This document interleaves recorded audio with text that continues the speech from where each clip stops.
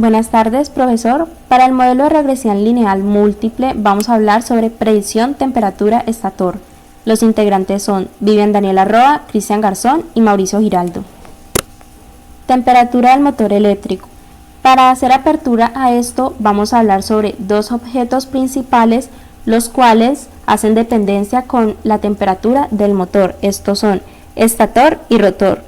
Un rotor es el componente que gira en una máquina eléctrica y un estator es la parte fija de una máquina rotativa.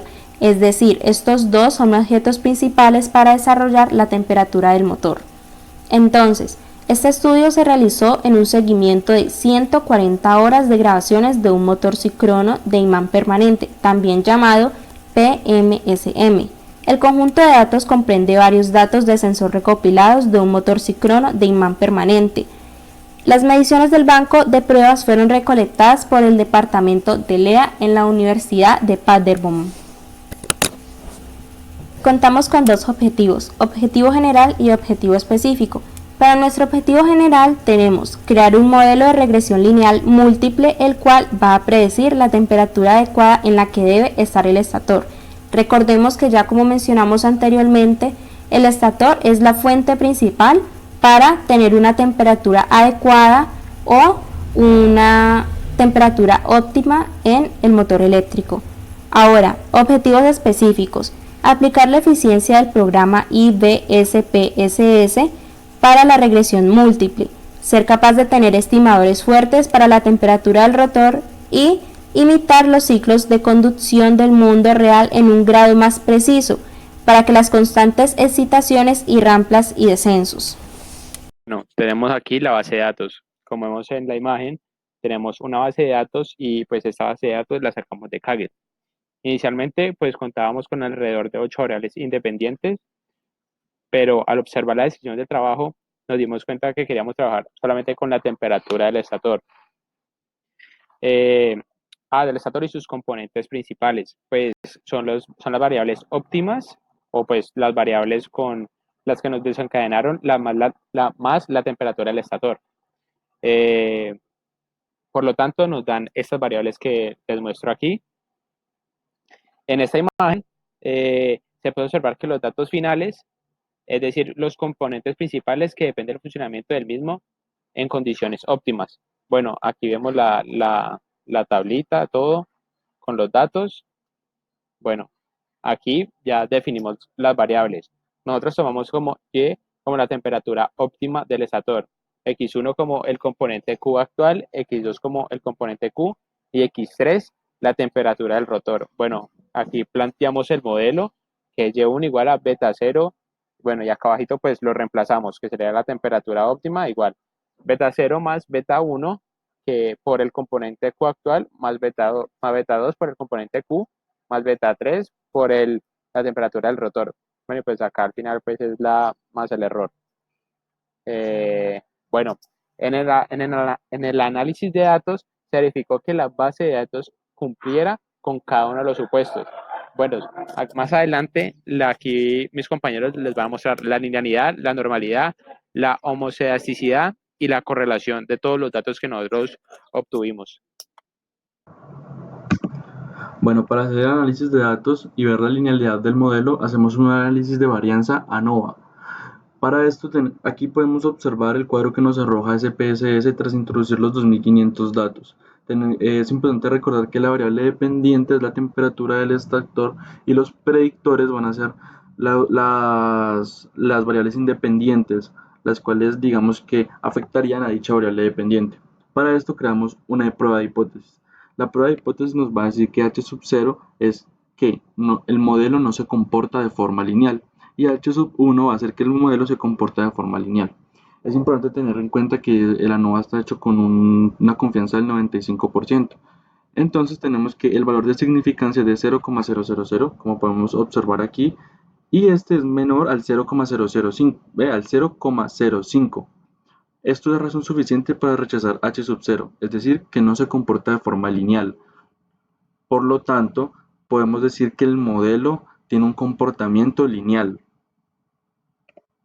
Ahora vamos a ver la correlación.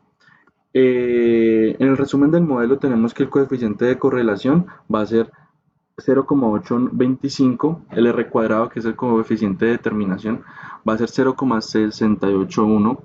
Y bueno, aquí tenemos las estadísticas de cambios que hace el programa, el error estándar y el Durbin-Watson.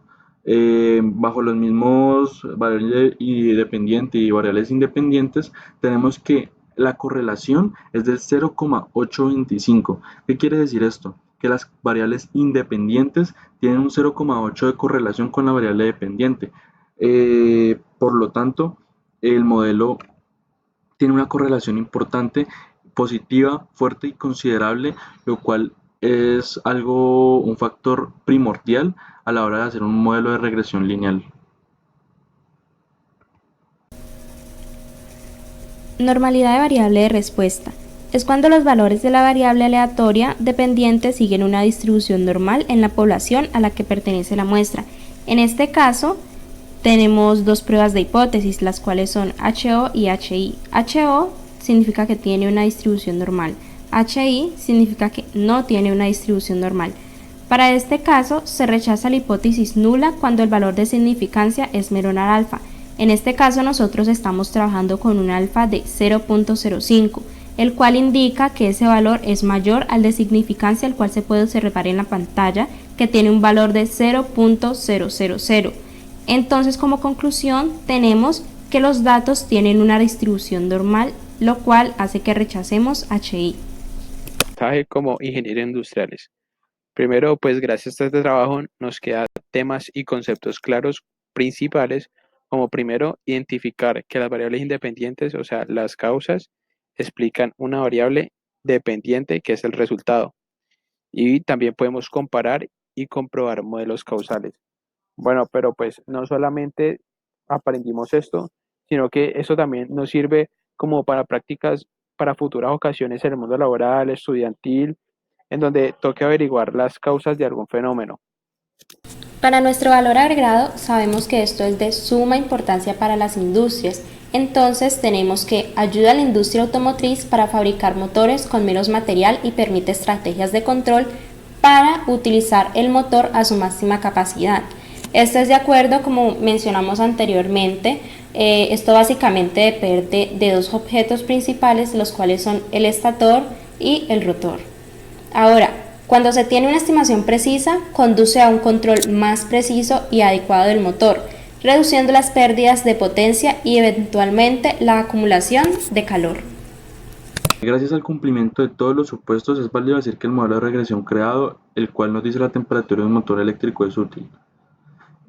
Aquí queremos aclarar una cosa, y es que es importante esto porque a la hora de diseñar motores para eléctricos, lo cual es algo muy útil en lo que es el mundo moderno, posmoderno, porque últimamente se habla mucho del cuidado ambiental y reducir el daño al ambiente, por lo cual los motores eléctricos es algo que es algo emergente, es algo que puede cambiar y revolucionar el futuro, y es importante estas temperaturas para mejorar la optimización del motor, el rendimiento y todos los factores que hacen que un motor tenga menores costos, ahorre, ahorre los gastos eléctricos de un vehículo y, y haga que funcione de mejor manera a la hora de operar un automóvil o diferentes objetos, diferentes aparatos electrónicos, mecánicos que requieran de un motor eléctrico.